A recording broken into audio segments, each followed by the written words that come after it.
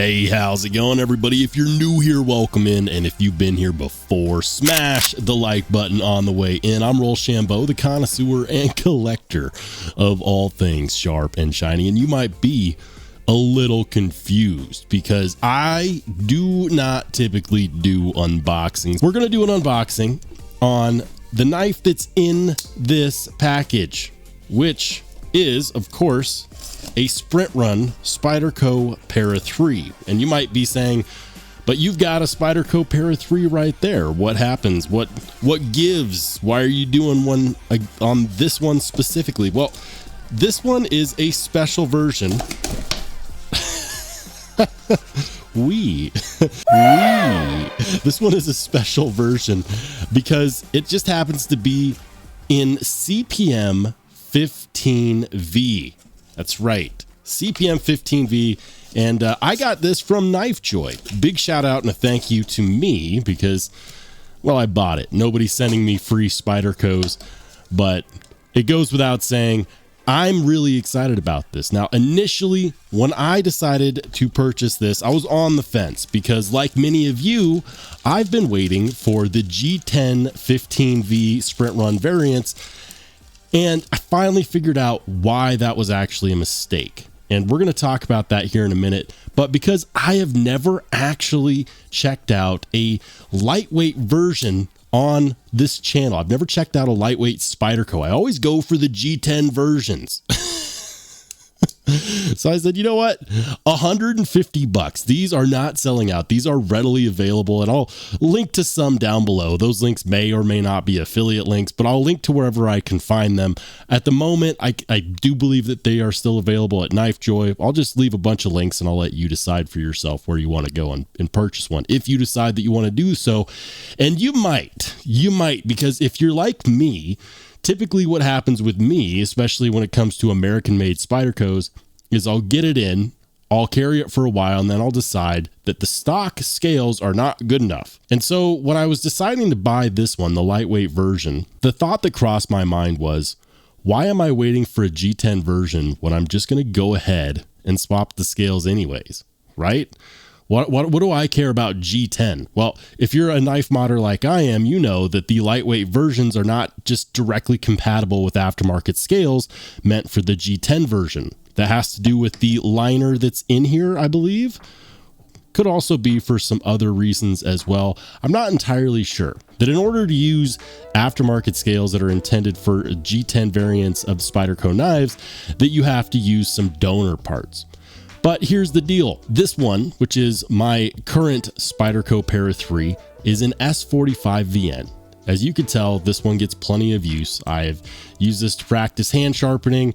I've used this to open up mini boxes, just like the one that this one came in. So I've got custom modified scales and clip and backspacer and everything with the S45VN blade, and S45VN is great, but it's not CPM 15V. So it makes a lot more sense for me to take this blade and put it on these lightweight scales to be continued to be used as a beater, and to take this one and donate the blade to those really sweet scales. But before we do that, let's go ahead and talk about what we got here. This is the Spyderco Para 3 in CPM 15V, and it's the lightweight version with FRN handle scales. Now, the FRN handle scales feel pretty good. They don't feel cheap. And initially what got me interested in this knife was during a live stream. One of my live streams, somebody asked me about Benchmade, and they said, well, you know what, like, is it really are Benchmade's prices really that bad? You know, you can get a S30V for $150. And I looked at that knife and it was, you know, $150 with their glass filled nylon handle scales, which are essentially, you know, competing with the FRN handle scales. And my response was, well, if all you want to spend is $150, go check this out. And sure enough, why buy S30V and glass-filled nylon from Benchmade when you can get CPM 15V and FRN from Spyderco? So whether or not you are like me and you want to donate some parts from your regular Spyderco Para 3 to make it fit on your aftermarket scales. This is a pretty good knife as it stands. CPM 15V is an amazing steel, and I'll make sure to pop up some stats from knifesteelnerds.com on the screen, because this is an incredible steel when it comes to edge retention, when it comes to wear resistance.